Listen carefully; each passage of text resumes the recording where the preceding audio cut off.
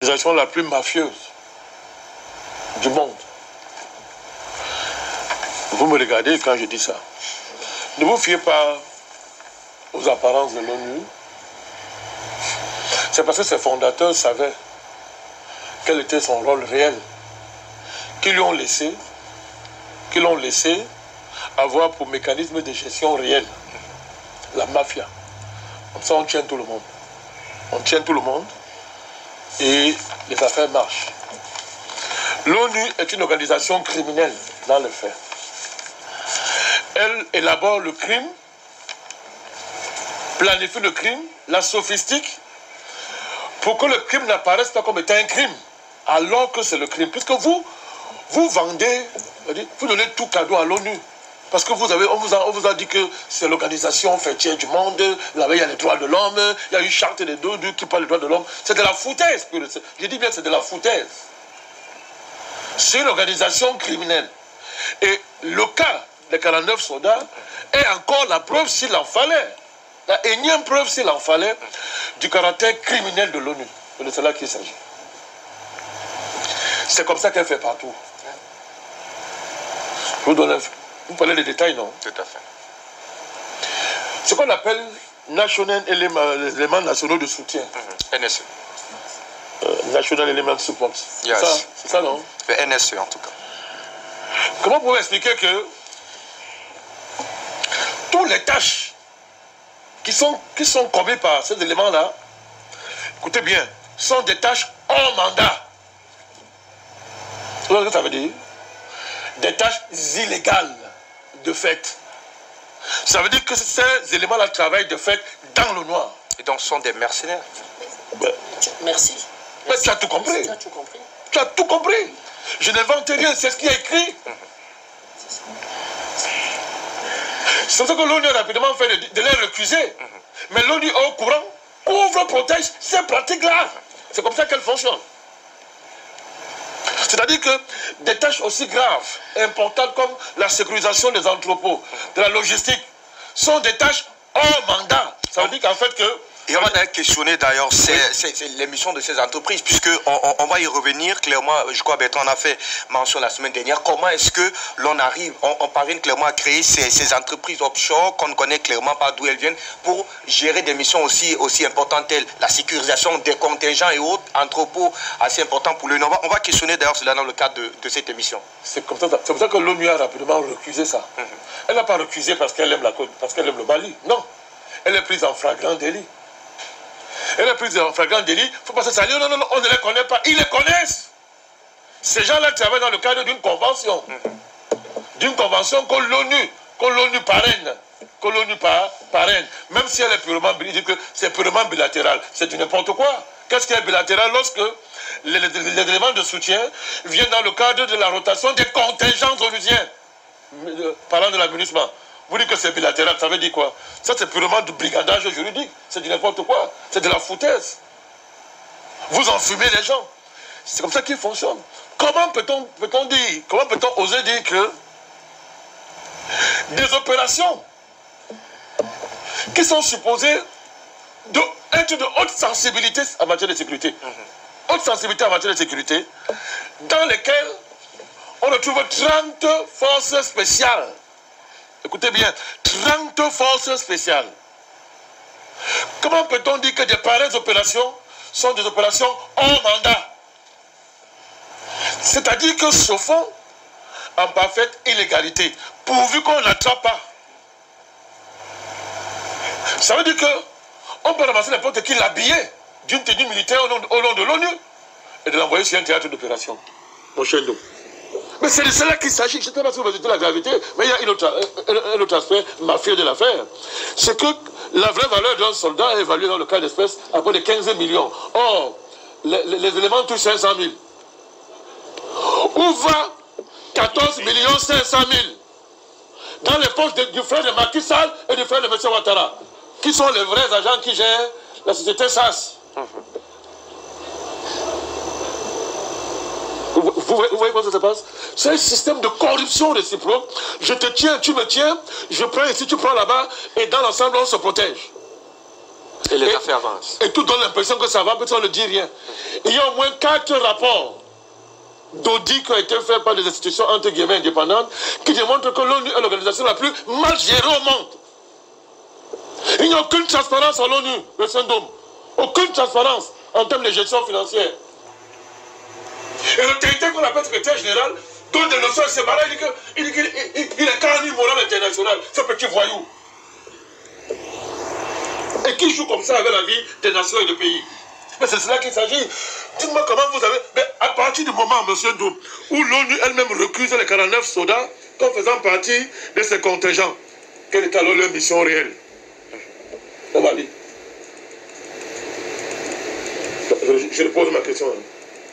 Parce qu'on n'a pas bien entendu. À partir du moment où l'ONU elle-même recuse les soldats, donc, okay, moi je ne les connais pas, mais très bien de le dire. C'est peut-être l'occasion pour de mettre encore plus à mal le président Alassane Dramane Ouattara qui officiellement... L'ONU veut mettre à mal le président Ouattara. Mais puisque dans le cas d'espèce, ils ne peuvent pas accepter clairement qu'il soit responsable de cette mission spéciale du côté de Bamako. Vous avez dit pourquoi? Pourquoi vous ne voulez pas admettre que ils sont dépassés? Parce qu'ils sont trop forts. Ils sont dépassés et quand la violence et les manœuvres mystico-irrationnelles ne marchent plus, on voit leur vraie nature. C'est-à-dire que des gens inconsistants. Mais que vous trouvez qu'ils sont trop forts? Mais, monsieur Dom, vous voulez que je vous rappelle un peu ce que vous connaissez déjà? Qui a mis le criminel au pouvoir? Vous voyez comment vous êtes silencieux? C'est l'ONU. C'est moi qui pose la question et vous apportez des éléments de réponse. Je vous en prie, président. Vous avez compris que ce n'est pas vous que je pose. Je fais ce qu'on appelle de la rhétorique pédagogique. C'est tout, pas vous qui posez la question, c'est vous le patron ici. Puis cette demande, vous m'avez demandé, je suis en train de vous rappeler quelque chose qui va être les gens pour vous sachiez que l'ONU, c'est M. Ouattara. Comment on appelle l'organisation de l'ONU qui était en Côte d'Ivoire? C'est un nom là. L'ONUCI. La MUNICI ou la l'ONUCI, oui. C'est ça. L'ONUCI a créé une rébellion en Côte d'Ivoire. Écoutez-moi bien. Ouattara qui a créé une rébellion. Une rébellion, c'est trop compliqué pour M. Ouattara. Il n'y a pas Guillaume Soro, il faut arrêter ça. Guillaume Soro, c'est trop compliqué pour lui. Ceux qui ont monté cette rébellion s'appellent M. Compaoré, ces sbires de rebelles qui dormaient à Ouaga. Tout ça, M. Doum, sous le parrainage du représentant de l'ONU en Côte d'Ivoire, le bandit Yonggi Choi, un bandit de grand chemin qu'on va rechercher, arrêter et fusiller. Yonggi Choi, un brigand de grand chemin. Tout ça a été monté sous le parapluie secret de l'ONU. Pourquoi je vous dis ça? Parce que ça s'est passé comme ça, tu n'allais jamais savoir. Ça s'est passé comme ça. Et on vous fait croire que Guillaume Soro, c'est un grand, il peut faire une grande armée. C'est maintenant qu'on va savoir qu'il est un rebelle. Il fait quoi? Il se balade, il fait quoi? C'est maintenant qu'il allait faire la rébellion. C'est maintenant que Guillaume Soro doit montrer au monde qu'il est un vrai rebelle, parce qu'on l'a touché dans son honneur. Il doit monter une armée de rebelles, aller chasser son ancien complice. Sauf que là, il est non, maintenant il fait la paix, c'est qu'il veut tout dire. Il fait la paix, c'est qu'il veut tout dire. C'est pas un rebelle, on l'a mis là. C'est eux, c'est l'ONU. Et quand ça a chauffé, qu'est-ce qui s'est passé? Mais ils ont sorti, ils ont fait tomber le masque, ils ont marché main dans la main avec les rebelles dans les opérations militaires conjointes. C'est-à-dire qu'on a vu l'ONU dans les opérations conjointes avec la rébellion ivoirienne pour chasser le président constitutionnel de la Côte d'Ivoire. Vous oubliez les crimes de l'ONU? Non, n'oubliez pas. Ce sont des crimes qui s'enchaînent. Et quand vous faites pas la filiation des crimes, vous ne comprenez pas que vous avez affaire à la plus vieille criminalité du monde, qui enchaîne crime contre crime depuis des millénaires. Ça ne s'est jamais arrêté. Quand on a affaire à une pareille structure, c'est Satan lui-même qu'on combat, monsieur. Vous avez affaire à Satan. C'est de cela qu'il s'agit. C'est de cela qu'il s'agit. C'est pas une affaire d'isoler les séquences. Il dit que la Libye... Non. Quand vous... Ça ne s'est jamais arrêté. Ce sont les mêmes gens. Depuis la Rome antique, ce sont les mêmes gens. Depuis Rome. Ce sont les mêmes gens. C'est dans la main. Mais ça, c'est le crime permanent. C'est le crime élevé au niveau d'une pratique de civilisation. C'est ça qu'il s'agit, c'est leur essence. Donc, comment peut-on croire que M. Ouattara, que l'on y est trop propre, non? Ils ont lâché Ouattara. Non, non, non. Quand c'est grave, qu'ils sont sacrifiés, c'est un souffle qui va pleurer sur ce souffle. Il n'est même pas un souffle frère. C'est-à-dire que c'est un plancton de dernier service. Donc, quand ça chauffe, on jette ça sur lui. C'est le principe, non? Alors, puisqu'il demande désormais... Mais c'est l'ONU qui est derrière. Mais puisque l'ONU voudrait désormais imposer au gouvernement de Côte d'Ivoire de négocier avec l'État malien...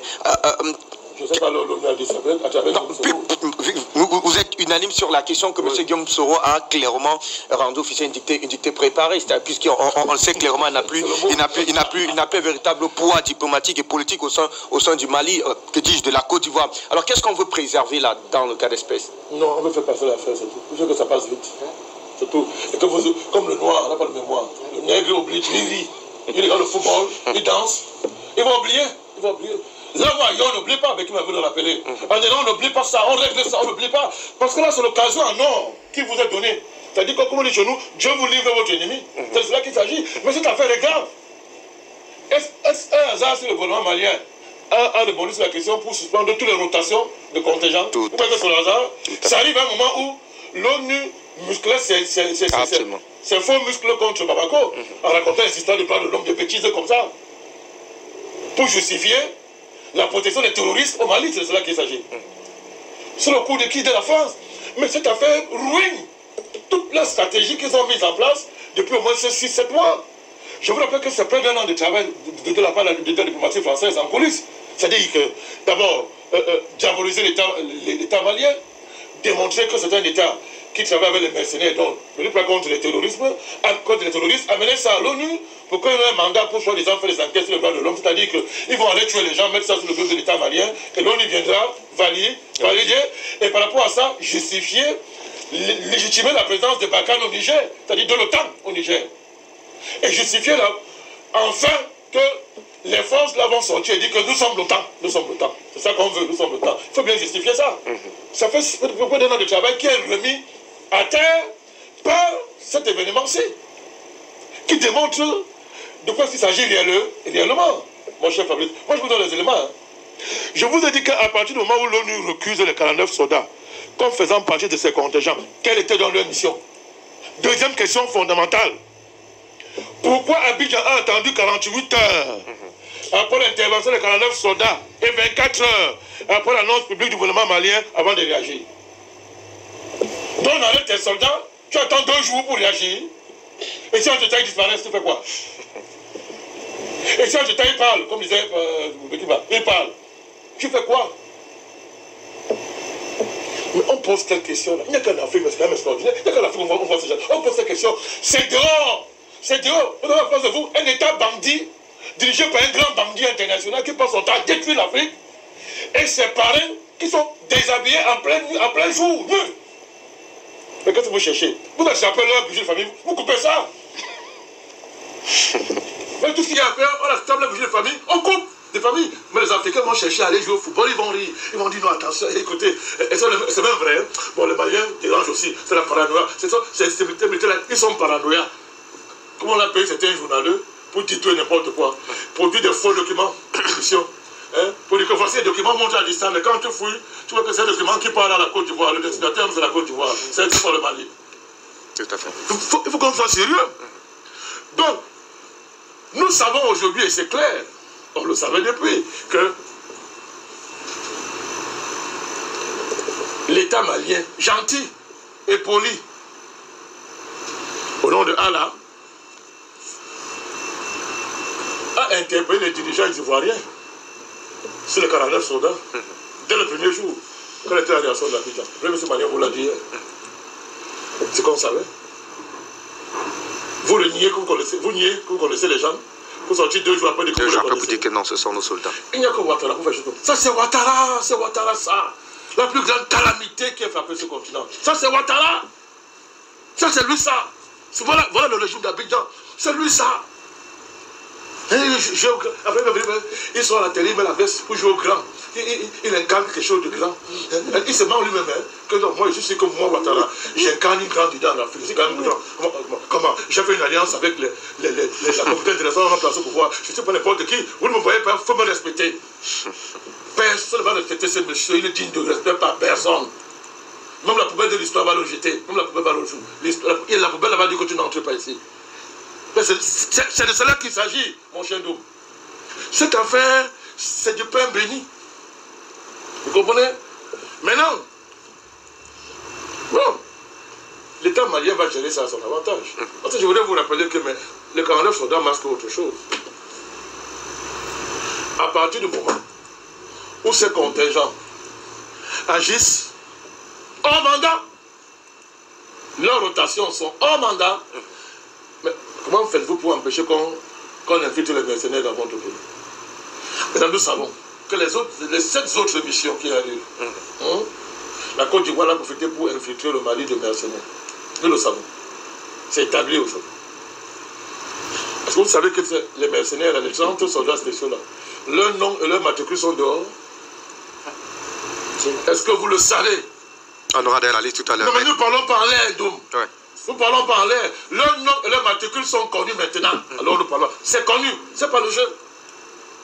Monsieur Ouattara a toujours profité de ces missions sous ordre de ses parrains internationaux, de la pègre internationale, qui se fait appeler communauté internationale.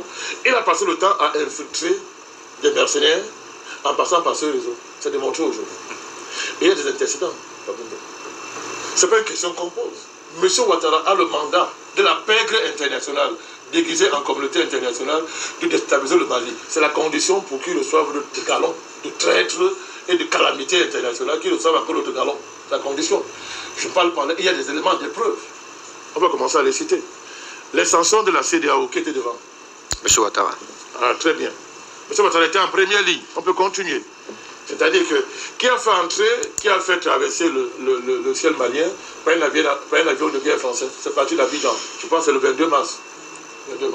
Un avion de guerre français est parti d'Abidjan et a traversé l'espace aérien du Mali sans l'accord du gouvernement malien. Vous l'avez oublié, ça partait d'où? D'Abidjan. On peut continuer. Monsieur Ouattara a fait entrer des forces spéciales ivoiriennes déguisées comme djihadistes et dozo dans le centre du Mali. Là encore, il y a la liste de leurs noms. L'immatriculation de leurs voitures. Comme par hasard, toutes immatriculations ivoiriennes. Vous connaissez leur mission? D'aller s'aimer la guerre intercommunautaire entre les Dogons, les Pôles et les Bambara, au service de la France. Les djihadistes d'un côté agressent les Peuls et leur font croire que ce sont les Dogons, Bambara qui les agressent, et les Dozos de l'autre côté agressent les autres et leur font dire que c'est les Peuls et les Dogons qui sont en train de vous agresser. Ce sont des faits établis. Ça fonctionne comme ça. Donc vous avez quelqu'un qui a pour spécialité de se cacher derrière la toge du président, qu'on lui demande de respecter, et de l'appeler chef d'État, pour commettre des crimes, déstabiliser les voisins, et bloquer l'avancée du continent africain. Il faut tolérer ça et le laisser, parce qu'il faut qu'il veste ce qu'on appelle président. Mais c'est cela qu'il s'agit. Il n'est pas le seul dans ce cas. Il y a plein de renégats que la pègre internationale a ramassé dans la rue et a fait habiller de vestes. En disant que non, c'est un président qui vient dans une réunion, il vous regarde, vous ne respectez pas, c'est un chef d'État. Chef d'État de quoi? De merde. Président de quoi? Mais il faut arrêter ça, on nous intimide avec ce titre-là.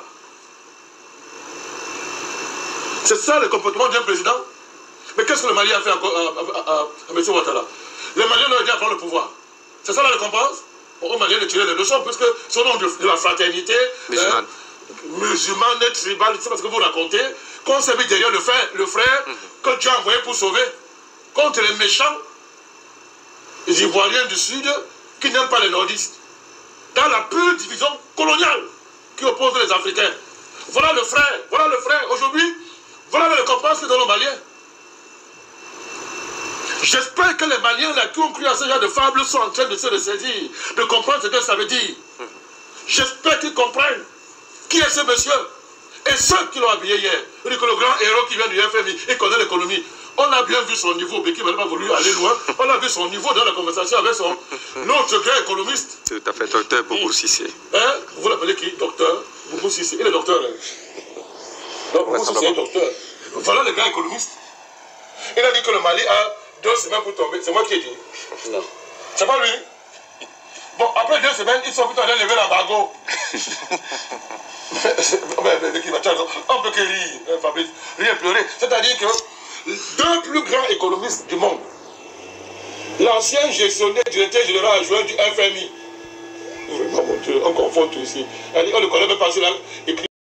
Je vais revenir sur le champ de bataille en Ukraine, non pas pour vous parler d'Ukraine, mais pour vous dire ce qui est en train de se faire au Congrès américain par rapport au peuple noir. Une fois de plus, c'est gros. Une fois de plus, que l'on soit au XVe siècle, que l'on soit au XIXe siècle, que l'on soit au XXIe siècle, le comportement des peuples occidentaux vis-à-vis des Noirs, vis-à-vis de l'Afrique, vis-à-vis des peuples composés d'afro-descendants, le comportement, dis-je, des États occidentaux est resté le même. C'est ce que j'appelle le paradigme, n'est-ce pas, colonial. Les vieux atavismes, n'est-ce pas, des colons. Eh bien, quel est ce comportement? Pour un occidental, les pays africains, les pays formés majoritairement d'afro-descendants ne sont pas de véritables pays. Au fait, c'est considéré plutôt comme le grenier qui doit servir aux intérêts des peuples occidentaux. C'est insultant. Vous avez raison d'en être insulté. Et moi aussi, je me réserve le droit d'être insulté et de dire au Congrès américain, n'est-ce pas, mes 4 vérités. Personne n'en a parlé. Cette loi a été votée au Congrès américain le 28 avril, n'est-ce pas, 2022. Et dans le préambule de cette loi, la loi HR 7311, allez chercher cette loi. La loi HR 7311, eh bien, le préambule même de cette loi dit, c'est une loi qui a été conçue et votée de manière à contrer l'influence de la Russie en Afrique. Pour quelle raison? Parce que, ils l'ont dit, il y a là des ressources stratégiques dont les Américains auront besoin. Nous ne pouvons laisser la Russie avoir une grande influence en Afrique ou une grande influence dans les États noirs. Nous allons contrer cette influence et pour nous assurer que cette influence ira en diminuant, nous allons punir, nous allons exercer des représailles sur les États africains, sur les organisations africaines ou sur des individus noirs qui vont favoriser l'influence de la Russie en Afrique ou dans les États noirs.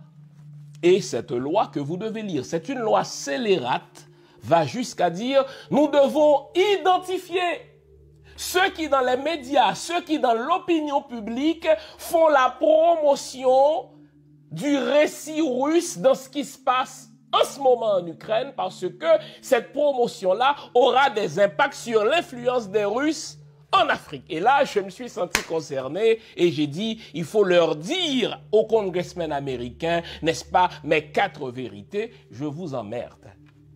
Si l'Ukraine a le droit de choisir son camp au nom de l'autodétermination des peuples, les Africains, les peuples noirs, ont le droit, eux aussi, et nous ne vous demandons aucune faveur, de se rapprocher de qui ils veulent au nom de leurs intérêts. La table est mise, je vais maintenant faire l'exégèse de cette loi scélérate, de cette loi condescendante, de cette loi raciste à toute fin pratique, votée le mois dernier au Congrès américain, loi par laquelle les parlementaires américains, les congressmen disent « Nous allons exercer des représailles sur tous ceux qui veulent faciliter l'influence des Russes en Afrique ou dans les pays noirs. » Je vous emmerde. Article 2, alinéa B, dans cette loi scélérate votée au Congrès américain. Le Congrès américain dit « Nous allons contrer l'influence des Russes en Afrique et nous allons punir tous ceux qui sont complices du rapprochement des États noirs des Russes et qui travaillent à augmenter l'influence des activités russes en Afrique. » Donc, les Africains, eux, n'ont pas le droit de se rapprocher des Russes. Ils n'ont pas le droit d'identifier, n'est-ce pas, leurs véritables intérêts et de dire qu'ils préfèrent mieux le paradigme de collaboration avec les Russes que le paradigme de, si vous voulez, de colonisation avec les Occidentaux, s'ils osent penser en ces termes, nous allons les punir. Car, article 1er de cette deuxième section dans cette loi, l'influence grandissante de la Russie en Afrique contribuera à réduire les intérêts et les objectifs des États-Unis sur ce continent. Vous notez? Ce qui compte, ce ne sont pas les intérêts des Africains eux-mêmes, c'est plutôt que l'influence grandissante des Russes en Afrique va contribuer à terme à réduire les intérêts américains et les objectifs américains en Afrique. Nous ne pouvons tolérer cela. Nous devons contrer l'influence russe en Afrique et punir tous ceux qui veulent favoriser cette influence. Et là, ils ont un calendrier, ils ont un échéancier serré dans leur objectif. Dans les 180 jours, dit l'article de cette loi, suivant l'adoption de cette loi au Sénat, le secrétaire d'État, Anthony Blinken, doit élaborer un plan de concert avec les agences fédérales et venir dire au Congrès comment le département d'État compte s'y prendre pour réduire l'influence des Russes en Afrique, que ce soit par le biais des oligarques, que ce soit par le biais des organisations qui font des dons aux Africains ou par le biais de tout officiel ou d'individus qui favorisent la dite influence des Russes en Afrique. Nous devons aussi, dit cette loi, identifier ceux qui manipulent l'opinion publique en faveur de l'influence russe, ceux qui manipulent non seulement les populations noires, mais les diasporas, les groupes, c'est le mot qui est utilisé, les groupes en diaspora, n'est-ce pas, qui tentent d'influencer l'opinion publique en faveur, n'est-ce pas, du récit russe. Nous devons les identifier et les inclure, n'est-ce pas, dans nos représailles. Les États-Unis continuent cette loi scélérate, doivent investir et s'engager, écoutez bien, dans le contrôle de secteurs stratégiques en Afrique. Donc, les secteurs stratégiques que les États-Unis identifient comme devant servir à leurs intérêts en Afrique, eh bien, le Congrès donne le droit à l'État américain de contrôler, ni plus ni moins, ces secteurs stratégiques en Afrique. Et les États-Unis identifient ces secteurs-là, les mines, les ressources naturelles, l'extraction ou l'exploitation de ces mines-là, les entraînements sur des bases militaires, les coopérations en matière de sécurité, les accords qui se passent entre la Russie et l'Afrique en matière d'information et de communication, donc toutes les technologies de l'information. Nous devons prendre le contrôle de cela en Afrique pour réduire l'influence des Russes en Afrique. Donc, l'Afrique qui est le plus grand continent, l'Afrique qui bientôt, n'est-ce pas, hébergera 25% de la population mondiale, l'Afrique qui est le continent le plus riche, ne peut pas décider par elle-même. Les États-Unis disent dans leur foutue loi scélérate, nous devons contrôler n'est-ce pas, les secteurs stratégiques de télécommunications, les secteurs stratégiques de l'extraction et de l'exploitation des mines. Car pour nous, c'est une question de sécurité. Nous ne pouvons pas laisser les Russes s'engager dans des secteurs de coopération en matière de sécurité avec les Africains. Et là, ils disent, pendant les prochaines années, nous devons identifier les gouvernements africains, identifier les officiels des gouvernements africains, identifier les individus qui facilite les transactions avec les Russes, que ce soit par des activités, n'est-ce pas, de donation, des activités, n'est-ce pas, de bienfaisance, ou bien des activités autres. Nous devons les punir, nous devons exercer des représailles contre eux. Pas seulement contre les officiels du gouvernement, pas seulement contre les entités gouvernementales, pas seulement contre les organisations, mais également contre des individus, des gens comme vous et moi, n'est-ce pas, qui avons une influence sur la diaspora. Le mot diaspora est utilisé ici.